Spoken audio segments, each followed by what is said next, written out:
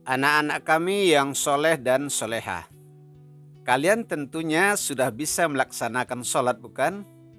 Sebenarnya apa sih arti dari sholat itu? Kemudian mengapa kita harus sholat? Nah, untuk menjawab pertanyaan-pertanyaan tersebut, mari simak video pembelajaran ini sampai selesai.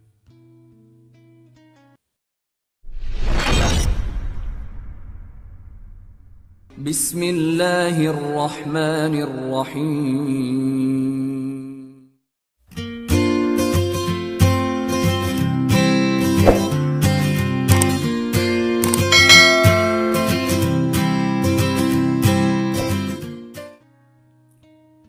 Assalamualaikum warahmatullahi wabarakatuh. Halo anak-anak kami kelas 3 sekolah dasar yang soleh dan soleha. Bagaimana kabar kalian hari ini? Alhamdulillah, semoga kita semua berada dalam keadaan sehat walafiat dan selalu dalam lindungan Allah Subhanahu wa Ta'ala.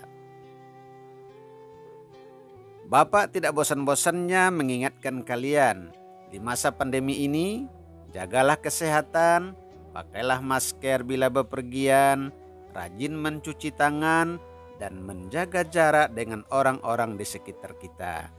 Mudah-mudahan wabah COVID-19 ini segera pergi dari kehidupan kita dan kita bisa kembali bersekolah dan belajar seperti sedia kala. Dan yang terpenting adalah sholat 5 waktunya tetap dikerjakan. Sebelum kita masuk ke materi pembelajarannya, marilah kita berdoa terlebih dahulu. Mudah-mudahan Allah Subhanahu wa Ta'ala memberikan ilmu dan pemahaman kepada kita. Mari kita berdoa. Bismillahirrahmanirrahim. Rabbi zidni ilma warzuqni fahma waj'alni minas salihin. Ya Allah, tambahilah ilmuku, berilah aku pemahaman, dan jadikanlah aku termasuk orang-orang yang soleh. Amin.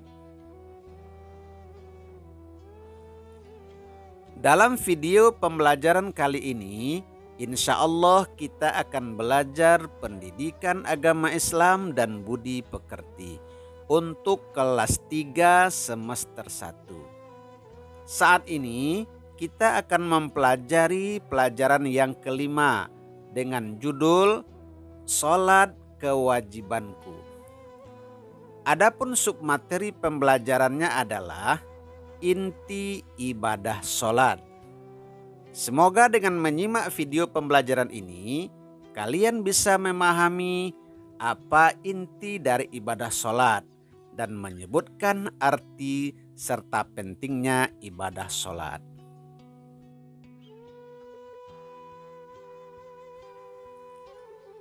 Anak-anak kami yang soleh dan solehah, baiklah kita langsung masuk ke materi pembelajarannya.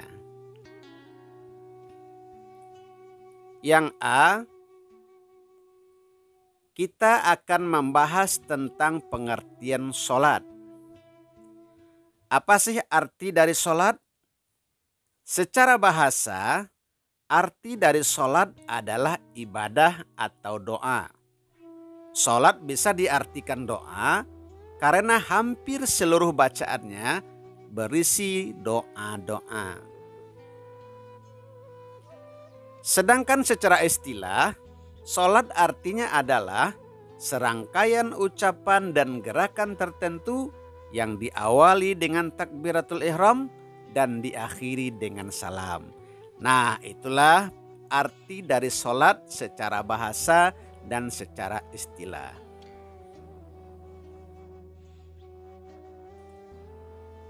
Yang B, inti ibadah sholat. Nah, anak-anak kami, apa itu inti ibadah sholat? Yang pertama, sholat dilaksanakan untuk membuktikan pengabdian diri kita kepada Allah Subhanahu wa Ta'ala. Kemudian yang kedua, melaksanakan sholat berarti menyembah kepada Allah Subhanahu wa Ta'ala, berdoa, memohon ampunan, dan bersyukur kepadanya. Kemudian yang ketiga, sholat itu adalah kewajiban yang telah ditentukan waktunya bagi orang-orang yang beriman. Sholat yang wajib terdiri dari 5 waktu, yaitu subuh, zuhur, asar, maghrib, dan isya. Kemudian yang keempat, sholat yang kita laksanakan 5 waktu sehari semalam bisa menjadi sarana beristirahat dan menghentikan penat dari kesibukan kita sehari-hari. Apalagi bila pekerjaan kita memerlukan tenaga dan pikiran yang melelahkan. Maka sholat bisa menyejukkan hati dan menenangkan pikiran kita. Sejuknya air wudhu yang membasuh anggota badan tertentu menambah kesejukan badan kita lahir dan batin. Anak-anak kami yang soleh dan solehah, kemudian yang kelima, inti ibadah sholat itu adalah orang Islam yang berkewajiban melaksanakan sholat adalah muslim yang sudah akil balik. Bagi mereka yang belum akil balik tetapi sudah berumur 7 tahun, ibadah sholat seharusnya sudah mulai dibiasakan. Karena Rasulullah Shallallahu Alaihi Wasallam menyampaikan kepada orang tua kita agar menyuruh anaknya sholat pada usia 7 tahun. Sebagaimana dalam hadisnya yang berbunyi, suruhlah anak kalian sholat ketika berumur 7 tahun. Hadis riwayat Abu Daud. Kemudian yang keenam, sholat merupakan ibadah yang tidak boleh ditinggalkan. Sebuah hadis menyatakan, sholat adalah tiang agama. Barang siapa menegakkannya, maka berarti ia telah menegakkan agama. Barang siapa yang meninggalkannya, maka ia telah meruntuhkan agama. Kemudian juga dalam hadis yang lain dijelaskan, Islam adalah pokok dari segala urusan. Tiangnya adalah sholat, sedangkan puncaknya adalah jihad. Hadis riwayat An-Nasa'i. Hadis tersebut menyatakan bahwa sholat adalah ibadah yang sangat penting. Karena begitu pentingnya, maka sholat menjadi salah satu rukun Islam, yaitu rukun Islam yang kedua setelah syahadat.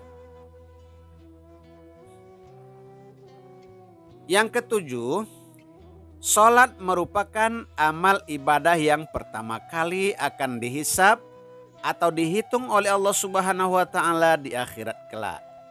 Maka jika sholat kita baik, sungguh kita telah beruntung. Dan jika sholat kita rusak, sungguh kita akan gagal dan merugi nanti di akhirat. Nah, itulah pentingnya sholat. Jadi selama kita hidup, jangan sampai kita meninggalkan sholat. Kemudian yang kedelapan, sholat mampu mencegah perbuatan keji dan mungkar. Dengan melaksanakan sholat dengan baik dan benar, maka kita akan terhindar dari perbuatan-perbuatan yang tidak baik, seperti berbohong, mencuri, dan lain sebagainya. Bukankah dalam sholat kita diajar untuk membaca bacaan yang baik dan benar? Anak-anak kami yang soleh dan soleha, itulah beberapa inti dari ibadah sholat. Semoga kalian bisa memahami dan mempraktikkannya dalam kehidupan sehari-hari. Anak-anak kami yang soleh dan soleha, selanjutnya ada soal latihan yang harus kalian kerjakan. Silakan ditulis yang rapi dan dijawab yang benar di buku latihan kalian. Setelah selesai, silakan diserahkan kepada bapak atau ibu gurunya untuk dikoreksi dan dinilai. Soal pertama, sebutkan pengertian sholat secara bahasa. Kemudian yang kedua, sebutkan pengertian sholat secara istilah. Kemudian yang ketiga, mengapa kita harus sholat? Soal yang keempat, tuliskan 4 inti ibadah sholat. Kemudian soal yang kelima, bagaimana pendapatmu tentang sholat sendirian dengan sholat berjamaah? Nah, itulah beberapa soal yang harus kalian kerjakan. Anak-anak kami yang soleh dan solehah, demikianlah video pembelajaran kita kali ini. Jangan lupa like, komen, dan subscribe video ini. Kemudian aktifkan tanda loncengnya, supaya kalian bisa mendapatkan informasi tentang video-video yang terbaru. Terima kasih atas segala perhatiannya dan mohon maaf apabila ada kesalahan. Billahi taufiq wal hidayah. Wassalamualaikum warahmatullahi wabarakatuh.